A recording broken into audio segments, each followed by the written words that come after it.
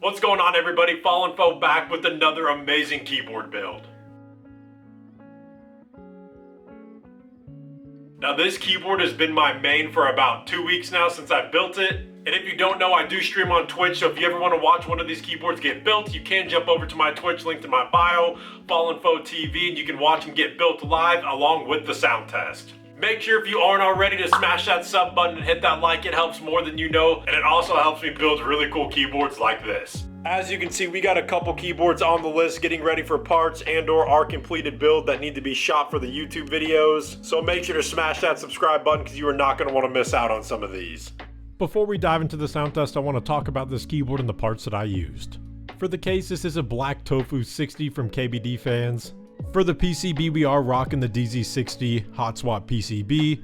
And as you saw in the title, these are U4T Boba switches, and let me tell you, these are insane. And for the plate material, it is aluminum plate. And for the stabilizers, these are Duroc V2 stabilizers that are wholly modded, as well as lubed with Kratox 205 grade 0. And the only switches that have been lubed are going to be the spacebar, as well as the enter, backspace, and shift key. All the other switches are stock.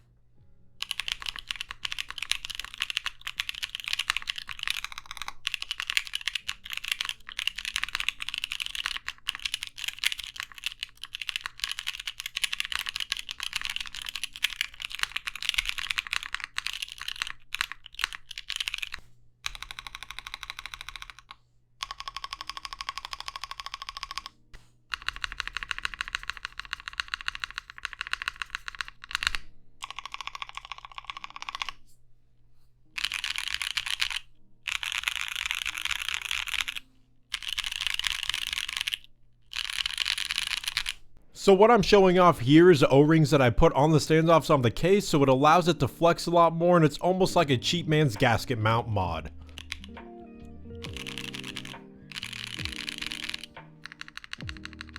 Now before I get attacked in the comments, yes, these are GMK OLIVIA clones.